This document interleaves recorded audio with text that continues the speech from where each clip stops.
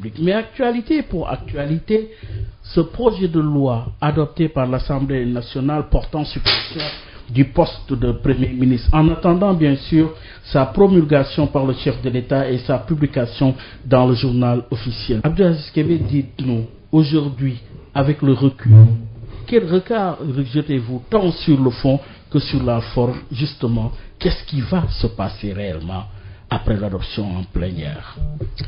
Merci beaucoup. Je crois que il y aura deux conséquences fondamentales, parce que la première conséquence, elle est relative à la structure de l'exécutif. Dans le projet de réforme annoncé, il a été question d'un régime présidentiel, et le régime présidentiel, par nature, c'est un régime dans lequel l'exécutif a une seule tête. On parle de l'exécutif monocéphale, tel est le cas aujourd'hui, parce qu'avec la suppression du poste de Premier ministre, qui n'est pas une institution, le Premier ministre bien sûr, mais la fonction, le Premier ministre étant supprimé, nous aurons un exécutif à tête unique incarné par le président de la République. D'ailleurs, on dit que dans le régime présidentiel, le président de la République et tout l'exécutif, le président de la République incarne tout l'exécutif dans toutes les constitutions sur lesquelles on a travaillé. On a constaté que c'est ça le régime présidentiel. Première conséquence donc, un exécutif à caractère monocéphale, ce qui va faire disparaître le Premier ministre, mais le gouvernement reste dans le projet, enfin dans la loi adoptée, le gouvernement reste encore une institution, les fonctions gouvernementales demeurent, la fonction gouvernementale n'a pas disparu. Aujourd'hui, va-t-on assister justement à la dissolution du gouvernement, surtout après, du moins, la suppression du poste de Premier ministre? Oui, c'est la solidarité. Le gouvernement étant une institution, le Premier ministre, il y a le principe de la solidarité et de la collégialité. Donc, s'il y a démission, n'est-ce pas, du Premier ministre, la conséquence, elle est très simple. Tous les autres membres du gouvernement démissionnent. Donc, la première conséquence, donc, c'est au niveau de la structure de l'exécutif qui devient un exécutif monocéphale, mais quand même, le gouvernement reste une institution. C'est ça un peu l'originalité du régime qu'on nous a proposé. En principe, dans un régime présidentiel, il n'y a pas d'institution gouvernementale. Tel n'est pas le cas aujourd'hui dans le projet, dans la loi adoptée. On l'a aussi ailleurs, dans d'autres pays aussi à caractère présidentiel. Au Bénin, c'est un régime présidentiel. Pour autant, le président a eu même à nommer des ministres, quoique, voilà, dans le texte constitutionnel, il a été clairement indiqué c'est un régime présidentiel. Donc, première conséquence, c'est sur la structure de l'exécutif. La deuxième conséquence, c'est sur les moyens d'action réciproque. Parce que dans un régime présidentiel, il n'y a pas d'interférence entre les pouvoirs. C'est la séparation stricte des pouvoirs. Le Congrès américain incarne tout l'exécutif. Le pouvoir exécutif est incarné par le président de la République et il y a le pouvoir judiciaire. Donc c'est une séparation stricte des pouvoirs. Donc il n'y a pas de moyen d'action réciproque. Le droit de dissolution disparaît, la motion de censure disparaît. Tu me renverses, je te dissous. Cet adage qu'on retrouve dans un régime parlementaire va disparaître. Mais il y a une subsistance des interactions entre les pouvoirs. L'Assemblée nationale, évidemment, a la faculté de contrôler l'activité gouvernementale. Les questions écrites et les questions orales demeurent. C'est l'Assemblée qui vote la loi des finances. Les commissions peuvent entendre à tout moment les ministres et les directeurs généraux des entreprises publiques, des sociétés nationales, des agences peuvent être entendus. Ça c'était depuis le référendum de 2016.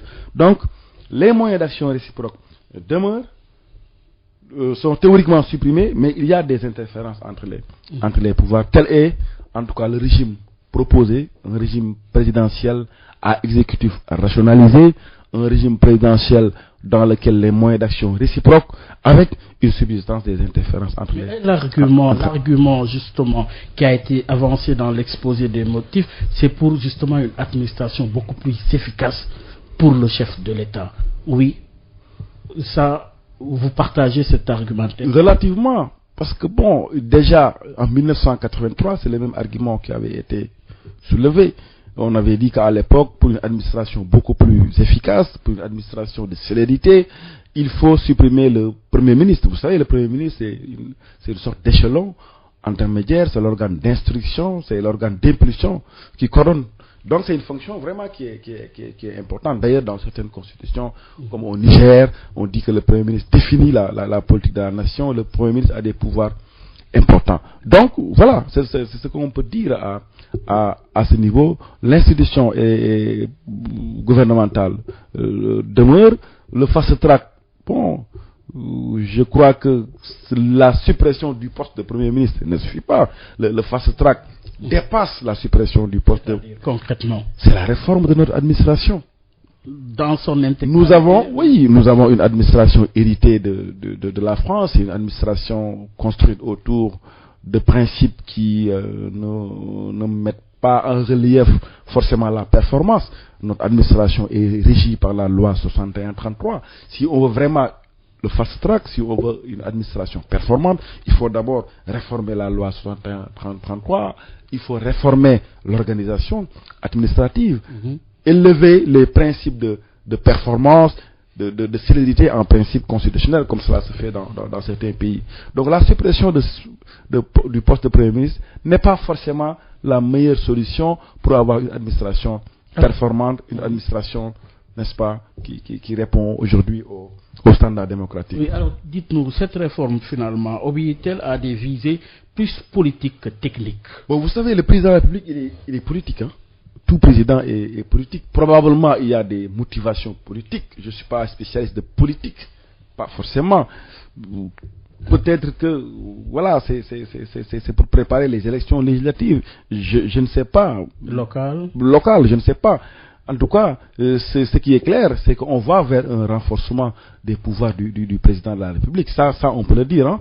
En théorie constitutionnelle, si vous faites le benchmarking, vous vous rendrez compte, et ça, la doctrine africaine, sénégalaise a suffisamment démontré que le régime présidentiel n'a jamais été appliqué avec bonheur en Afrique. C'est un régime qui conduit à une concentration des pouvoirs.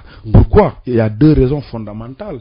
Vous savez, dans le régime présidentiel orthodoxe, dans le régime américain, ce qui a fait la particularité et le succès du régime américain, c'est deux choses fondamentalement. C'est d'une part un congrès qui est puissant, qui peut bloquer les politiques présidentielles, check and balances. C'est aussi une juridiction constitutionnelle qui est extrêmement puissante, n'est-ce pas? Aux États-Unis, c'est la Cour suprême américaine. Nous n'avons pas au Sénégal un conseil constitutionnel puissant. En tout cas, il y a beaucoup de faiblesses par rapport à ses compétences. Par exemple, la loi aujourd'hui, si vous la déférez au Conseil constitutionnel, le Conseil va vous dire...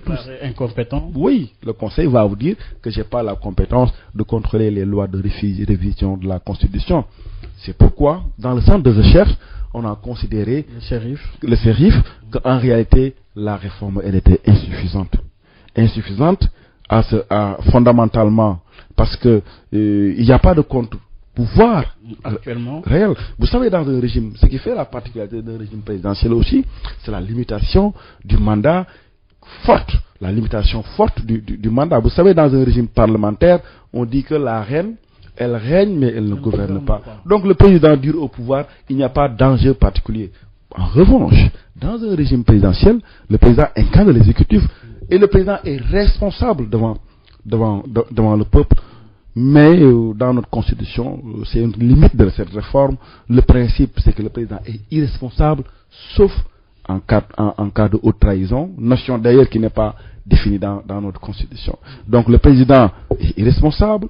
La juridiction constitutionnelle, aujourd'hui, voilà, elle est relativement faible par rapport à d'autres juridictions dans le monde ou à d'autres juridictions qui se trouvent en Afrique. Les pouvoirs de l'Assemblée nationale, dans la pratique, la mise en œuvre de ces pouvoirs est faible. Donc finalement, il y a que l'institution présidentielle qui incarne ces pouvoirs, et cela vraiment va... Le président finalement fort, oui, fort, produit justement un monstre aujourd'hui. Monstre, peut-être c'est trop fort comme mot. En tout cas, ce qui est clair, c'est que le président, davantage, ses pouvoirs seront renforcés. Parce qu'il n'y a pas eu une révision, on devait encore réviser les autres articles de la Constitution. L'article 27, oui. L'article 103, qui parle de mandat. 52. L'article 52, oui, l'article 52, on a enlevé le droit de dissolution, mais il y a d'autres articles, l'article 37, l'article 27, l'article 103 qui parle de la révision et des clauses d'intangibilité. Par exemple, sur la limitation du mandat, on aurait pu faire mieux. Comme on a introduit un régime présidentiel, mais par conséquent, il fallait renforcer la limitation du mandat, d'autant plus que le débat se pose actuellement entre les juristes. Et vous, quelle est votre lecture? Double lecture. D'une part, je crois que c'est clair, le président, il ne peut faire que deux mandats, ça c'est la Constitution qui le dit. Et en 2016, il n'a jamais été question de nombre de mandats. Le nombre de mandats, c'est réglé depuis 2001, depuis la Constitution du 22 janvier 2001, c'est 2 mandats. En 2016, c'était juste la durée. On a posé au Conseil constitutionnel la question suivante. Est-ce que le mandat peut être réduit? La durée, dans sa durée, c'était ça la question posée au Conseil constitutionnel. Le Conseil dit, ben écoutez, le nombre de mandats, vous ne pouvez pas de réduire la durée du mandat de 7 à 5 ans, c'est une clause d'intangibilité, mais nul ne peut exercer plus de 2 mandats consécutifs. Les juges disent, comme il n'y a pas de disposition transitoire, comme il n'y a pas de disposition transitoire, la conséquence c'est que le mandat de 7 ans ne fait pas partie du décompte. Je ne pense pas, parce que tout simplement, on est dans un même ordre constitutionnel. Si on avait changé de constitution, on aurait pu poser le débat, mais ici, on est dans le même ordre constitutionnel. Le débat, c'était la durée en 2016 et non pas le nombre de mandats consécutifs. Mais on aurait pu faire mieux. Comme on aurait pu dire, par exemple, parce que vous avez dit limitation de 2 mandats, mais on peut avoir une nouvelle constitution. Aujourd'hui, si le président de la République propose une nouvelle constitution, c'est quoi la conséquence? Si le président démissionne, est-ce que on va comptabiliser le mandat en cours? Ça, c'est des questions qu'on peut poser. C'est pourquoi, dans certains pays, vous prenez la constitution du Cap-Vert, il est dit que si le président démissionne, par exemple, au lieu de faire 5 ans, vous faites 4 ans, n'est-ce pas, en termes d'ingénierie constitutionnelle, on considère que le mandat est comptabilisé et dans les 5 ans, vous ne pouvez pas vous présenter comme candidat. Vous voyez, ça c'est des garde-fous que l'ingénierie constitutionnelle a imaginé. Et c'est pas prévu dans notre constitution. Ce n'est pas prévu. Vous savez, aujourd'hui, les clauses d'éternité sont contournées dans beaucoup de pays. Au Rwanda, au Burundi, au Congo-Brazzaville, dans beaucoup de pays, les présidents disent, ok, vous avez dit 2 mandats, bon, là, comme je veux faire 3e mandat, et ça sera le rendez-vous entre le président et son peuple, le président propose La question du mandat finalement en Afrique. C'est devenu récurrent. Mais c'est un vrai problème. Récemment, on a fait le benchmarking sur 30 pays avec le centre, avec les chercheurs du centre. Mais on a trouvé que les présidents duraient au pouvoir et que la règle de la limitation des mandats, au fond, est respectée, mais de façon très, très relative. Très, très relative. Mais de 3 façons. Oui.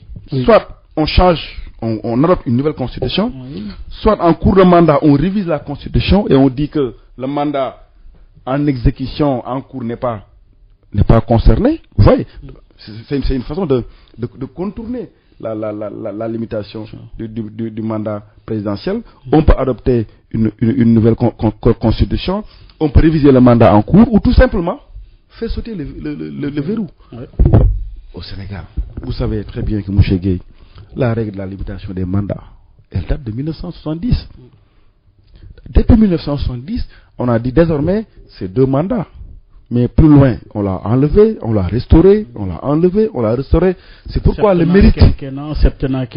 Oui. C'est pourquoi le mérite du constituant, oui, en 2001, révisé en 2016. Pour moi, 2016 c'est une continuité. Oui.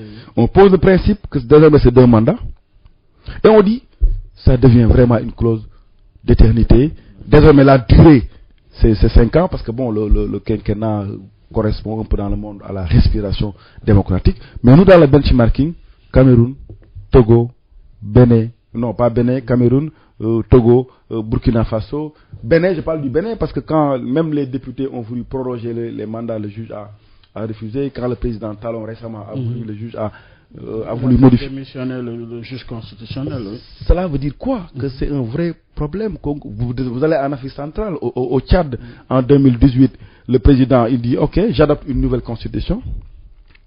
En 2016, il adopte une nouvelle constitution et dit que le mandat en cours n'est pas concerné et que désormais je vais faire 2 mandats Le débat est toujours en cours dans notre sous-région avec des pays comme la Côte d'Ivoire, mais c'est ça. Entre autres. Alors dites-nous justement de la concentration vers la déconcentration ou de la déconcentration vers le centralisme. Où est le jeu d'équilibre?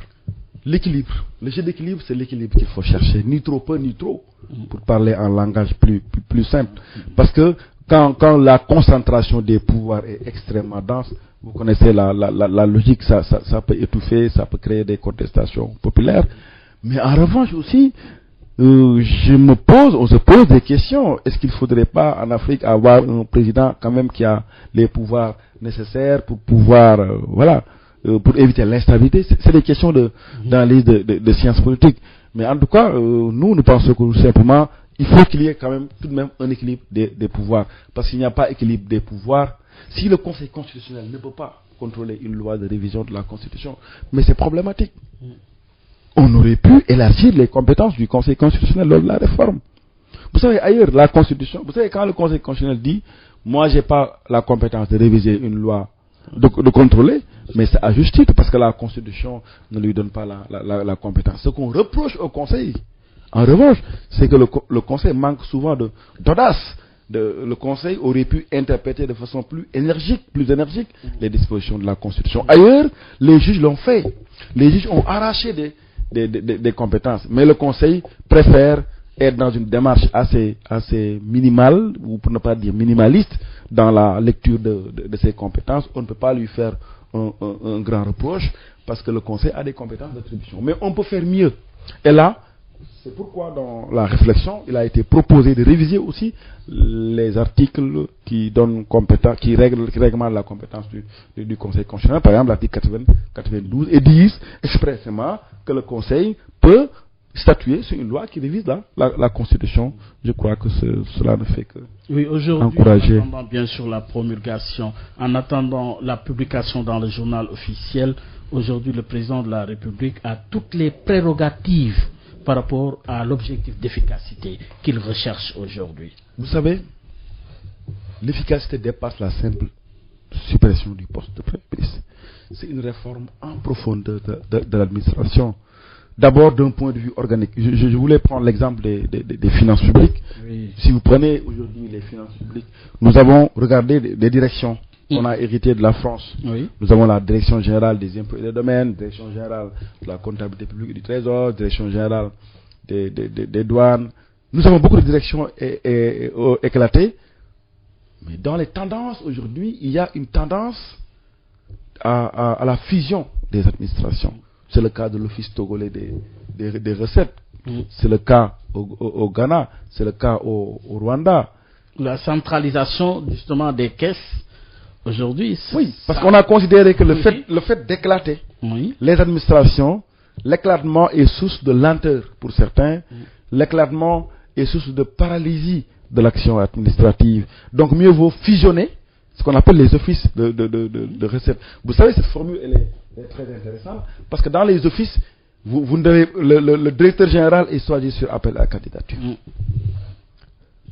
D'ailleurs, dans certaines constitutions, il est indiqué clairement que les postes de direction générale, c'est des postes sur appel à candidature. Mais ici on l'a pas. Moi, je parlais d'efficacité, de perspective d'efficacité. C'est la fusion des administrations financières. Et déjà, la dépolitisation de l'administration, c'est une problématique depuis 1960. On en parle. C'est pourquoi le code de transparence est péremptoire, est clair. Le code dit que les directeurs des régies financières doivent être protégés de toute influence politique. C'est du droit positif, parce que le code a été transposé, incorporé dans notre droit national. Cela veut dire quoi? Un directeur général ne peut pas faire des activités politiques. C'est interdit par le code de transparence. Un code... C'est tout à fait à l'inverse ici. C'est une violation du code de transparence.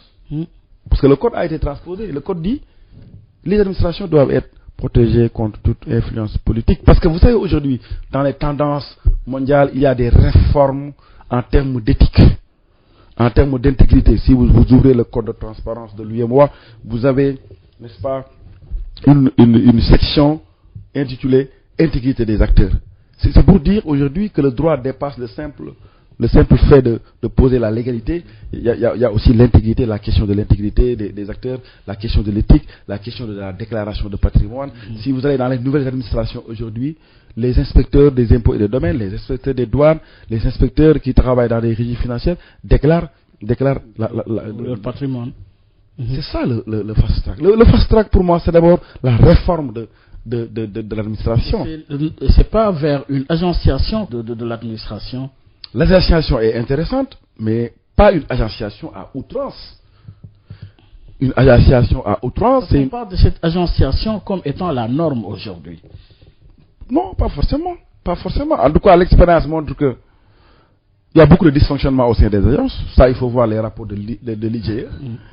La masse salariale, elle est un peu importante. Des salaires qui vont jusqu'à 5 millions. On peut considérer que c'est une rémunération assez élevée en termes d'équité, en termes de rémunération. Bref, c'est pour vous dire, le fast track, l'efficacité de l'administration, ça ne se règle pas fondamentalement ou exclusivement dans la Constitution. Il faut aussi penser à des réformes en profondeur de notre administration, de façon horizontale, mais aussi de façon verticale. Revoir les principes, revoir l'organisation administrative, revoir les relations entre l'administration et les citoyens. Je crois que c'est des chantiers très intéressants. Maintenant, on va suivre comme le mouvement est lancé. Je crois que l'idée n'est pas mauvaise. L'idée d'avoir une administration beaucoup plus performante, efficiente, beaucoup plus efficiente, oui, efficace. Mais c'est une idée de l'heure. C'est une idée de l'heure parce que on va vers une réforme des finances publiques. Oui, mais justement, vous l'avez dit, vers une réforme des finances publiques, d'autant plus que notre invité, il est à la fois spécialiste du droit des finances publiques, mais il est agrégé de droit public à l'université tchèque Anthony Joubert. Votre double casquette nous amène justement à parler de la tenue de nos finances publiques. Le prétexte, c'est cette déclaration du chef de l'État à l'endroit des syndicats par d'augmentation de salaire, puisque c'est pas possible à l'état actuel de nos finances. Comment est-elle tenue, Abdou-Aziz Kébé, nos finances publiques présentement? Le centre avait réfléchi sur ces questions il y a à la veille des élections, à la veille de l'élection présidentielle. On avait essayé de réfléchir sur la tenue des finances publiques de 2012 à la veille de l'élection présidentielle. Les résultats trouvés donnaient des indications mitigées. Il y a quand même des avancées. Il y a des avancées assez intéressantes en termes d'indicateurs macroéconomiques. Vous savez, le déficit budgétaire a baissé de façon considérable parce qu'on est passé de 6,7 à aujourd'hui on tourne autour de 3%. Le déficit a baissé parce que quand même il y a eu un mouvement de rationalisation des dépenses publiques qui avait été lancé.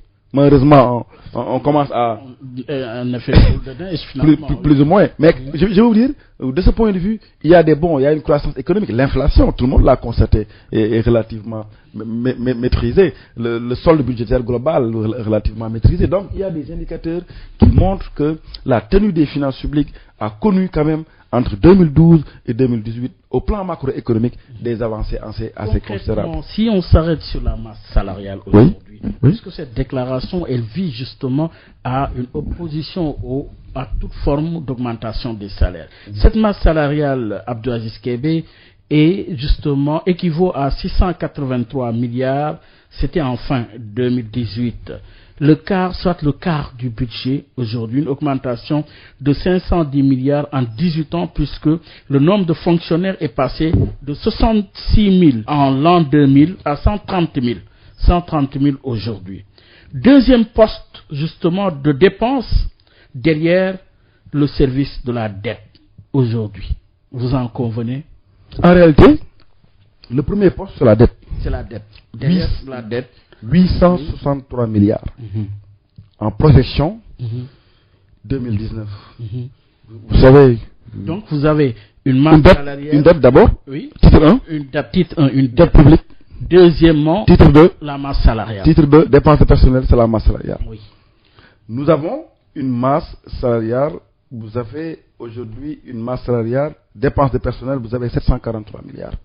C'est beaucoup. Oui, c'est beaucoup. Parce que la norme Il y a une norme en matière de masse salariale. On ne peut pas. L'UEMOA interdit qu'on utilise plus de 35% des recettes fiscales pour payer des salaires. C'est interdit. Là, parce qu'on ne veut pas. Cette norme, elle est dépassée. Elle est dépassée. Aujourd'hui, mais depuis 2018, on parle de 39%. Oui. La norme, c'est 35%. On parle de 39%, on tend vers 40%. Et là, ça, c'est la masse salariale au sens strict. Mais si vous prenez la masse salariale au sens strict, vous êtes à 29 à 30 au sens strict. C'est le titre 2. Mais il y a une masse salariale fondue dans les autres titres du budget. Par exemple, le titre sur le fonctionnement. Je veux dire, la masse salariale globale tourne autour de 39, tourne autour de 40. Donc, on dépasse la norme. Oui. Mais justement, là aussi également, ça mérite réflexion, puisque la moitié du budget est alloué à 2% de la population.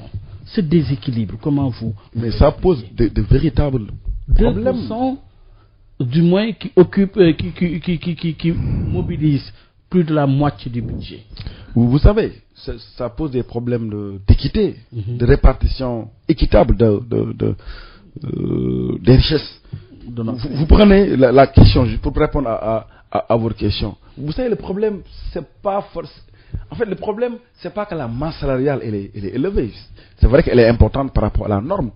Mais je crois que les revendications syndicales aujourd'hui, c'est aussi l'équité dans le traitement des agents. Mais un enseignant, c'est un travail très difficile.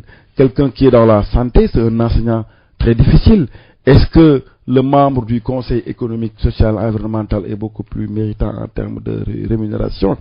Est-ce que celui qui est au Conseil est beaucoup plus méritant? Est-ce que le DG d'une agence qui peut avoir jusqu'à 5 millions est beaucoup plus méritant? Est-ce que le membre d'un conseil de... Voilà, est-ce qu'on peut se poser des questions? Donc c'est pas parce que nous avons une masse salariale de 743 milliards que les syndicats n'ont pas le droit d'en réclamer encore. Parce que quand même, on a des problèmes d'équité en termes de distribution des dépenses publiques.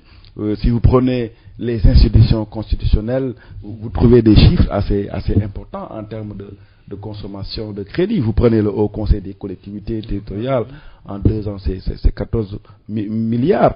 Vous prenez les budgets de ces institutions, vous tournez entre 2012 et 2017, vous tournez entre 84 et 85 milliards.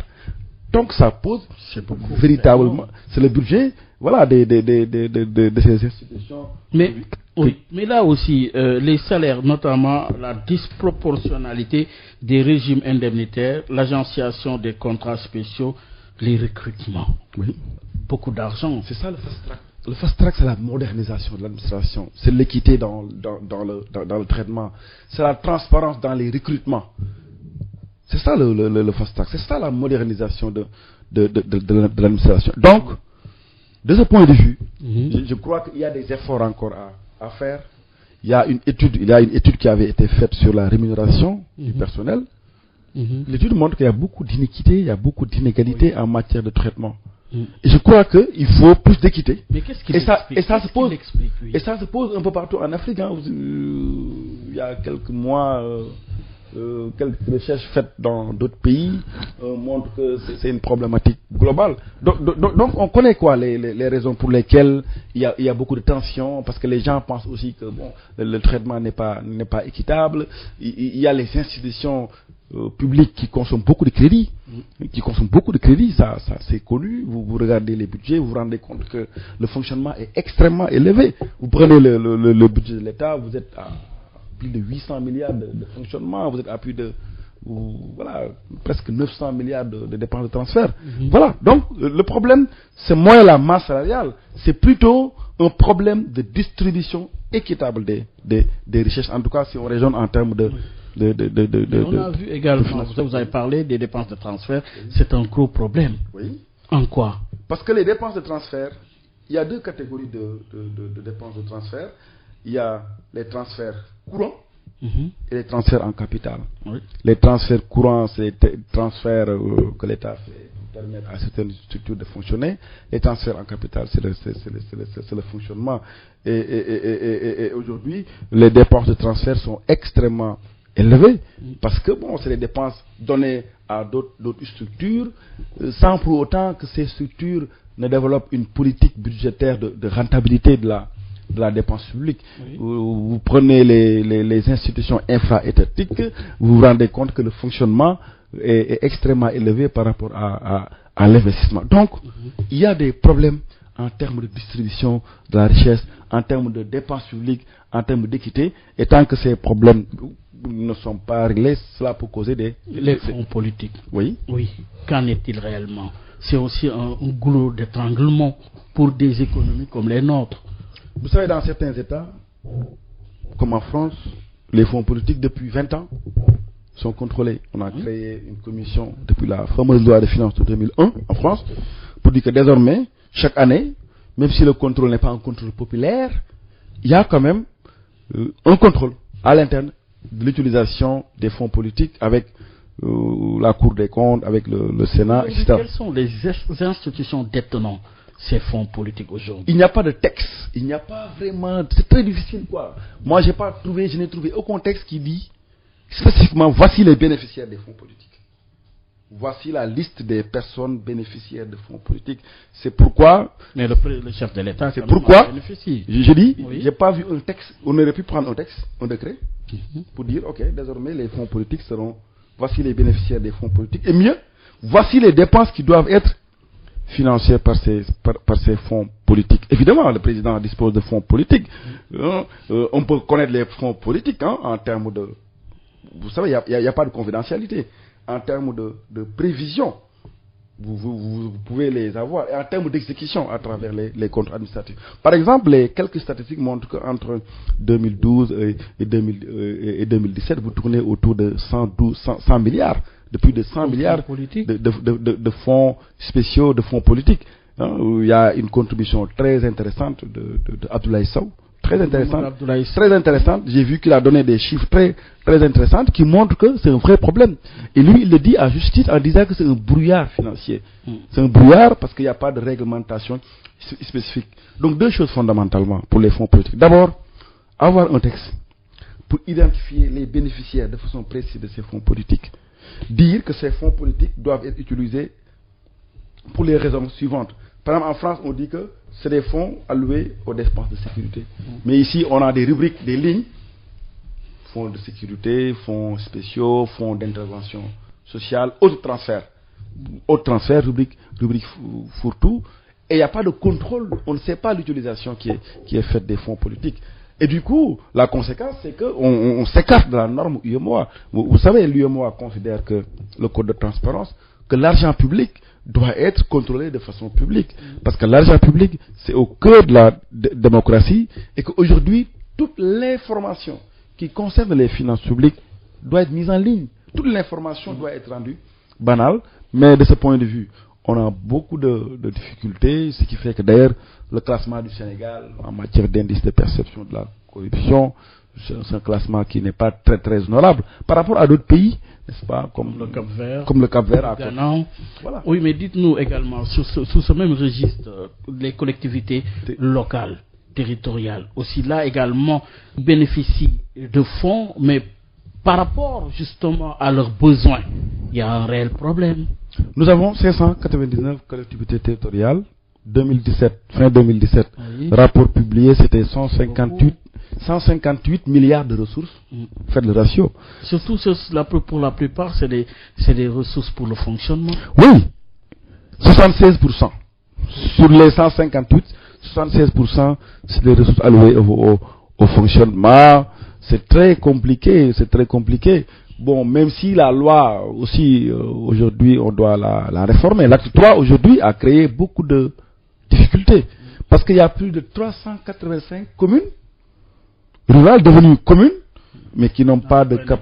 Oui. Même si le gouvernement, actuellement, fait des réformes allant dans le sens de renforcer les capacités des collectivités territoriales. Par exemple, aujourd'hui, il y a la réforme du fonds d'équipement des collectivités territoriales. La patente a été remplacée par la contribution économique locale. Donc, il y a un mouvement enclenché allant dans le sens de rendre plus indépendantes les collectivités territoriales. Indépendance au plan financier. Mais il y a des limites. Si vous faites des comparaisons internationales, vous vous rendez compte que nos collectivités territoriales sont extrêmement pauvres en termes de dotation.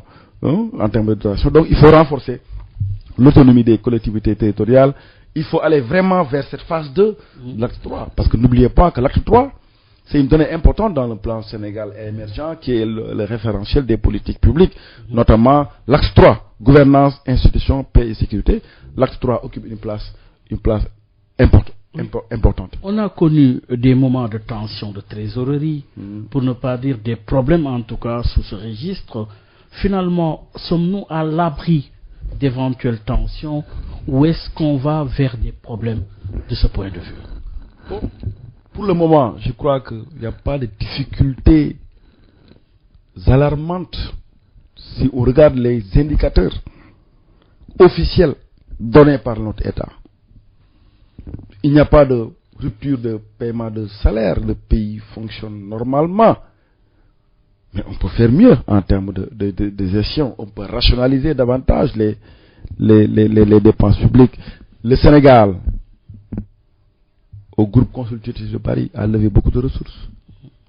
Je me dis quelque part, c'est parce que nos indicateurs sont assez intéressants, parce qu'on est presque riche. Bon, il y en a aussi qui parlent de découverte de ressources du pétrole et tout. Mais en tout cas, sur la gestion 2012-2017, le ministère des Finances, notre État du Sénégal, a fait des progrès très intéressants en termes de négociation, par exemple, des taux d'endettement. En 2011-2012, on était avec des taux de 10% d'intérêt, de 11%. On a quand même, par exemple, le rebond de 2018, vous avez vu les taux.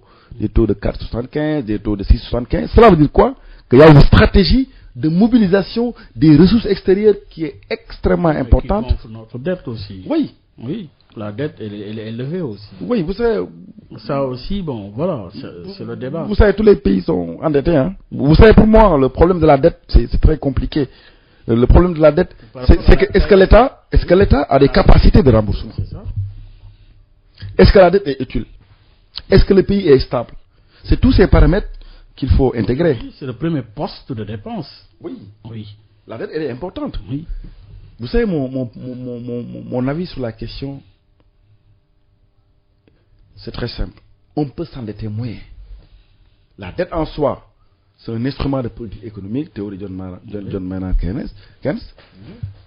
Mais trop de dette, tu la dette, étouffe la dette, il faut réglementer la dette.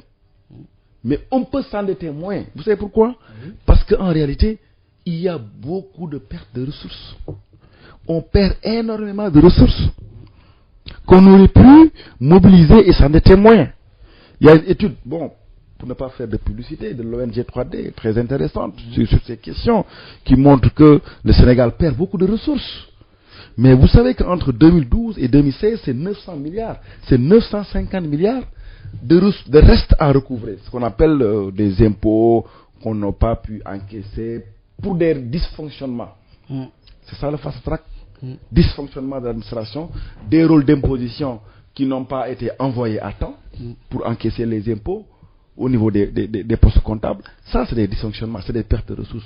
Vous prenez les exonérations fiscales, mais elles sont élevées, c'est 588 milliards d'exonérations fiscales dans le dernier rapport publié de l'administration fiscale. Donc, oui, la dette, oui, on peut s'endetter si la dette est utile. Et la dette du Sénégal, elle est utile. Si vous regardez les statistiques, on vous dit 30% c'est le transport. Et c'est visible, on a des autoroutes, on a des constructions. La dette peut être utile. Mais il faut qu'on s'endette moins. Et pour s'endetter moins, il faut mobiliser davantage les ressources internes. C'est ça la tendance dans l'espace UEMOA. Dans l'espace UEMOA, on est dans ce qu'on appelle la transition fiscale. La transition fiscale, c'est quoi? On passe de la fiscalité de porte à la fiscalité douanière. De la fiscalité de porte à la fiscalité intérieure. Et aujourd'hui, la DGID, Direction générale des impôts et des domaines, c'est 1400 milliards de ressources mobilisées. Il faut aller dans cette perspective. Mobiliser davantage les ressources. Il y a des niches de ressources qu'on peut capter. Il y a des niches de ressources que le Sénégal n'arrive pas à capter correctement. Si le Sénégal pouvait fiscaliser davantage son secteur informel, si le Sénégal pouvait davantage fiscaliser le secteur agricole, le secteur immobilier, mais on va s'endetter moins et on peut augmenter notre budget. Mais justement, le chef de l'État a annoncé justement l'augmentation des taxes sur le prix du ciment. Aujourd'hui, comment trouvez-vous justement cette décision? Renforcement de la fiscalité de consommation. Vous savez, nous, notre structure fiscale, elle n'est pas équilibrée. Nous avons une fiscalité de consommation. Cela veut dire quoi? Les impôts, 69%, 70%, c'est de la fiscalité indirecte. C'est un peu la fiscalité du verre de fer, pour reprendre un peu une formule consacrée. Voilà, l'activité économique. Mais comment on peut, de ce point de vue, augmenter la taxe sur le prix du ciment et justement parler de solutions par rapport à l'emploi? En fait, est-ce que c'est pas paradoxal? En fait, c'est ce que je vais vous dire.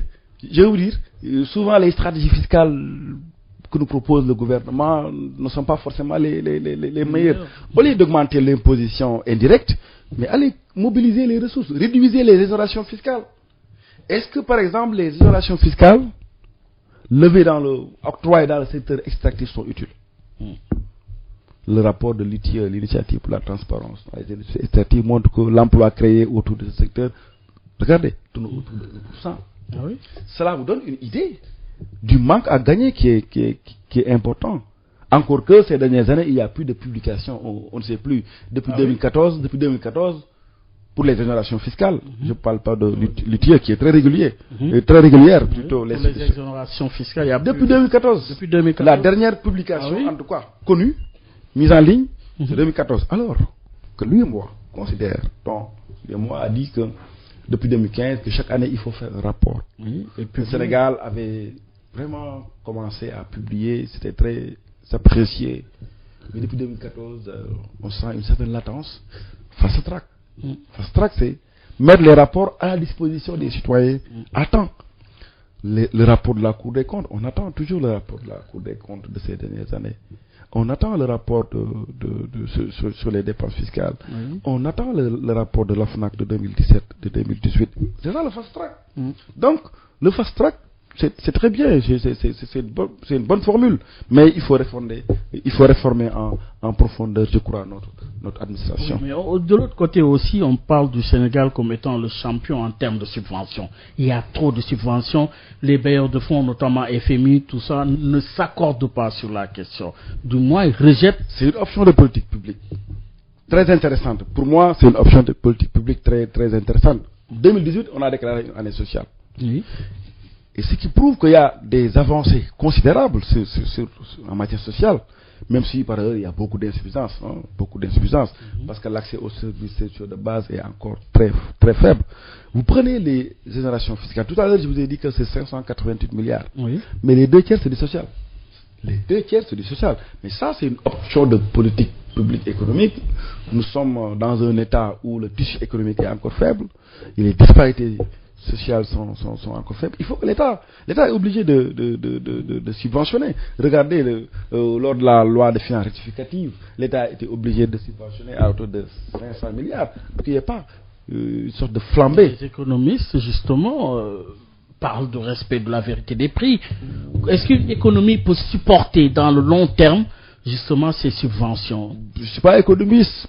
Oui. Pas forcément dans le long terme. Il va falloir, en un moment où trouver des formules pour régler définitivement ces questions. Mais je dois vous dire que les dépenses sociales sont encore faibles. Ah oui? Oui, les dépenses sociales sont faibles. Vous prenez le budget de l'État du Sénégal, vous faites ratio budget général, budget secteurs sociaux de base. Exemple, justice. L'État donne que 1% environ. Justice, 1%. Vous prenez la santé, vous tournez autour de 4,5%. Vous prenez l'éducation, vous tournez autour de 10-11%. Ah oui? Vous prenez le secteur hydraulique, vous prenez le secteur de l'assainissement. Dans ces secteurs sociaux de base, les dépenses sont faibles. Ça, c'est le budget général. À côté, évidemment, il y a les programmes sociaux quand même qui ont apporté une sorte de bouffée d'oxygène. Mais ici, ça vous montre que la part des dépenses sociales est encore faible. Et même si vous prenez ces dépenses sociales, vous vous retrouvez avec 77% de fonctionnement, qui revient encore. C'est pourquoi. Quelle est l'alternative? C'est la réforme des finances publiques. Pour arriver à quoi? En 2020, le Sénégal va basculer vers ce qu'on appelle le budget programme. C'est ça l'option de l'UEMOA. L'UEMOA considère que, pendant longtemps, le fonctionnement l'a emporté un peu sur l'investissement. Bon, même si notre État, c'est 1300 milliards d'investissements, 1400, c'est ce qui est très bien. Maintenant, l'UEMOA considère qu'il faut avoir des budgets programmes. Le budget programme, c'est un budget dans lequel les crédits ne sont pas affectés simplement à des services, qu'on appelle le principe des spécialités budgétaires, mais à des finalités. Lesquels? À des politiques publiques. L'exemple de la Sénélec avec le coût de l'électricité. Je veux dire à des objectifs, Oui. à des indicateurs de performance. Oui. Je veux dire en 2020, Oui. chaque ministre sera un ordonnateur de son budget. Et chaque ministre sera jugé sur la base de la performance. Et normalement, votre poste, on doit vous maintenir à votre poste parce que vous êtes performant. Fast track, mais aussi système de hire and fire. Vous restez parce que vous êtes performant. C'est ça la réforme. La réforme des finances publiques, c'est la réforme de la façon de dépenser, plus de dépenses affectées simplement à des services, mais des dépenses affectées à des finalités. C'est le premier levier de la réforme. Oui. Le deuxième levier de la réforme, c'est la transparence. Parce que nous avons au Sénégal des problèmes de transparence. Ah oui. Nous avons 1180 plaintes déposées en 2000 sur l'OFNAC. Oui. Le rapport de l'OFNAC de 2016. On n'a pas encore de rapport. De 2016 dit que c'est 1180 plaintes déposées pour des cas de fraude, des cas de corruption. Et dans ces 1180 plaintes, les 70% concernent le secteur public. Ah oui. Cela veut dire que nous avons des problèmes de transparence. Donc le deuxième axe de la réforme, enclenché dans tout l'espace UEMOA, c'est la transparence. Donc vers une administration, vers un État beaucoup plus performant, c'est ça la solution. Vers un État beaucoup plus transparent, vers ce qu'on appelle, de façon simple, l'état de droit financier. L'état de droit financier, c'est l'état de droit de l'UEMOA. C'est l'état de droit retenu dans le code de transparence. Dans le code de transparence, la démocratie, aujourd'hui, ce n'est pas forcément l'élection libre, transparente, le mandat. C'est des questions qui seront de plus en plus dépassées. La démocratie, c'est quoi? C'est la démocratie substantielle. C'est que les citoyens puissent se soigner facilement, puissent accéder à l'éducation convenablement, aux ressources naturelles. Cela passe par une répartition juste et équitable de nos ressources. Des Qu'en richesses. est-il aujourd'hui? La répartition juste et équitable de nos richesses, qu'est-ce que cela donne? C'est l'exorbitance ce que ça donne, c'est l'exorbitance des dépenses de fonctionnement au sein de l'État et au sein des organismes publics, au détriment de l'investissement. Donc, réforme des finances publiques, plus de performance, les crédits sont affectés à des programmes. Un programme, c'est quoi? Article 12-13 de la loi organique 2011-15 du 8 juillet 2011 relative aux lois de finances. Un programme, ce sont des crédits affectés à des finalités. Le programme regroupe des crédits destinés à mettre en œuvre, dit le texte, des actions ou un ensemble cohérent d'actions représentatives d'une politique publique. Donc, c'est clair, on va dire au ministre, ok, quels sont vos programmes? Actuellement, le gouvernement, on a arrêté la liste des programmes. Oui. Quels sont vos objectifs? Quels sont les indicateurs qui vont montrer que les objectifs sont atteints? Et en fin d'année, vous faites ce qu'on appelle un rapport annuel de Oui, vous évaluez. Mais alors, Oui. Abdelaziz Kébé, dites-nous. Si on l'appelle- Oui, ça c'est théoriquement, les problématiques sont posées. Mais la réalité aujourd'hui, vous allez dans le secteur de l'éducation, il y a des problèmes. Vous allez dans le secteur de la santé, n'en parlons pas. Oui. Et le coût de l'électricité reste tout au moins élevé aujourd'hui. Voilà trois secteurs qui posent problème.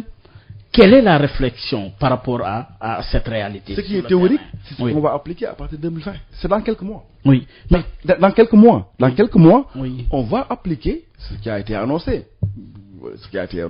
Le budget programme, un budget de performance, un budget dans lequel il y a de la transparence. On va vers une distribution beaucoup plus équitable des richesses. Mais renforcer, la solution aussi, c'est renforcer les dépenses sociales. C'est nos problèmes, c'est ça. Hein? Nos problèmes, c'est des problèmes sociaux. Oui, mais des problèmes pour des objectifs, comme vous l'avez dit, des objectifs qu'on pourra justement rendre visibles sur le terrain. Aujourd'hui, dans des secteurs comme l'éducation, comme la santé, le coût de l'électricité, à l'état actuel de notre économie, voilà des trois secteurs, l'éducation, Oui. la santé, l'électricité, qui greffent justement le budget justement des ménages. Quand on a calculé sur 8 ans, Oui. pour vous dire que il y a des efforts hein, qui sont faits au niveau des... Mais quand vous calculez sur presque 7 ans, 8 ans, il y a une constante. Je reviens à mon propos de départ. La constante, c'est que vous avez 77% de dépenses de fonctionnement. Il y a un problème. Donc il faut inverser la tendance.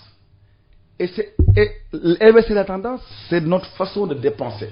Vous savez, quand on répartit les crédits budgétaires au Sénégal, c'est un peu partout en Afrique, c'est en fonction des services. Mais pas en fonction de finalité, pas en fonction de moyens. Et c'est pas seulement l'État, c'est aussi les collectivités territoriales. Et là, c'est une réforme en profondeur. Il faut changer les textes. Parce que les textes aujourd'hui, la plupart des textes, mais datent de l'époque coloniale. Nous avons des textes hérités de la colonisation toujours en vigueur, toujours applicables. Et ça pose véritablement problème. Donc il faut des réformes en profondeur pour que les tendances soient inversées en termes de bien-être social. Oui, aujourd'hui, quand le président répond en conclusion aux syndicats en leur disant il ne peut pas y avoir d'augmentation de salaire, c'est au regard justement de l'argument qu'il a développé, notamment la masse salariale, notamment le service de la dette. A-t-il eu raison? Relativement, parce que si vous prenez la norme, on a dépassé la norme. La norme c'est 40%. Mais là où j'ai les limites par rapport à ce propos, c'est que le traitement n'est pas équitable. Et tant que le traitement n'est pas équitable, les revendications syndicales seront constantes. Est-il possible d'arriver à l'alignement? Oui, on peut. Parce que l'étude a été faite.